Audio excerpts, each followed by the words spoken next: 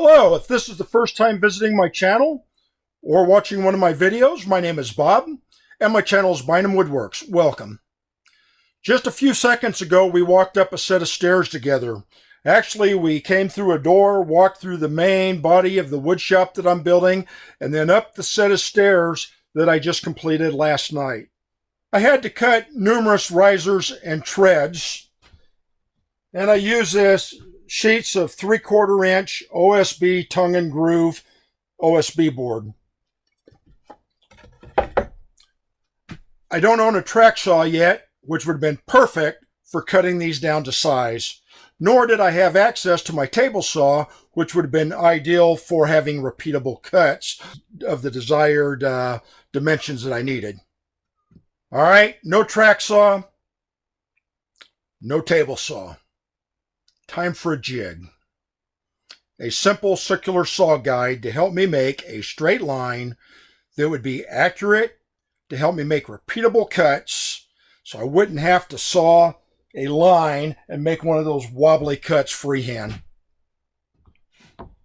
Okay, here it is, my simple track guide that it's going to allow me to make repeatable, accurate cuts to finish my risers and my treads. Whoa, whoa, whoa, whoa, whoa! Back off! This is not another tutorial on how to make a simple track guide. I'm just going to discuss some of the issues that I had with the equipment that I have and how I overcome those problems in the event that somebody might have experienced these type of issues before.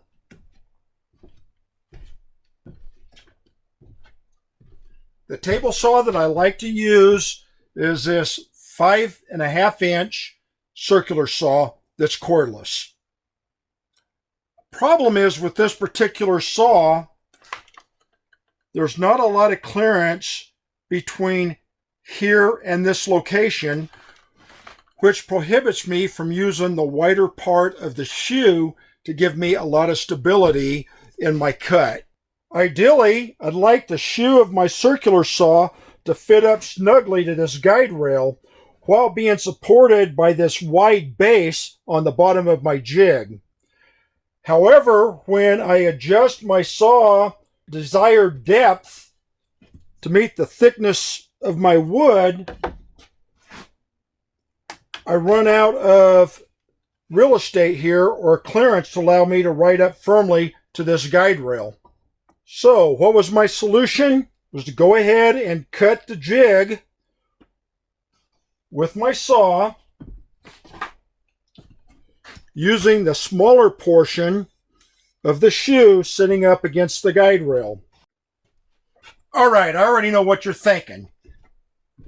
By having this narrow portion, you're saying my saw is not going to be very stable, right?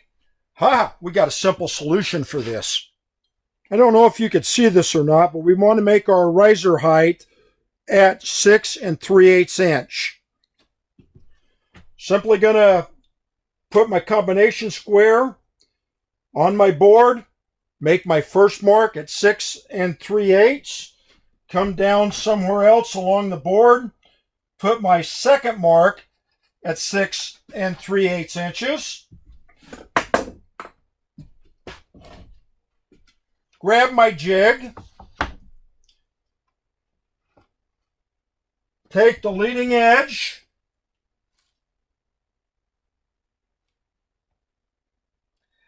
and line it up on my marks. If we want to, we could go ahead and clamp it down for more stability. Actually, I'm going to turn this the other way, make it easier to cut.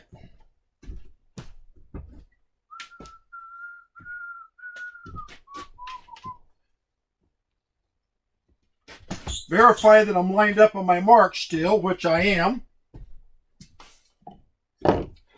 And some of you have probably already guessed it. We're going to take that piece that we cut off, the wider portion that we cut off that left us with the narrow strip, and we're going to go ahead and use that.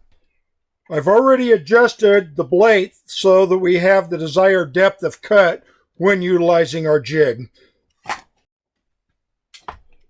Now we simply line up this board where we've got plenty of gap or plenty of room for our saw blade, and yet it'll give us close enough that we could rest the larger portion of the shoe on this rail. So we're simply going to go ahead and make our cut now.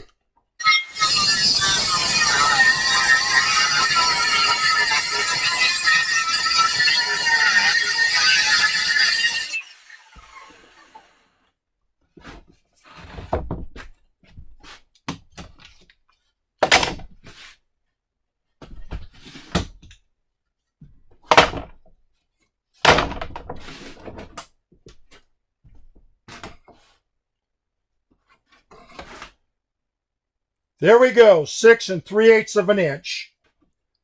Am I saying that this is the only solution to the problem? No way. I could have done other things. I could have gone down and bought a 1/4 inch piece of wood to be my rail. I could have used a different saw. I could have unburied my table saw. A lot of you could probably think of much better solutions. But hey, you guys are just smarter than this average bear. Hey, thanks for watching.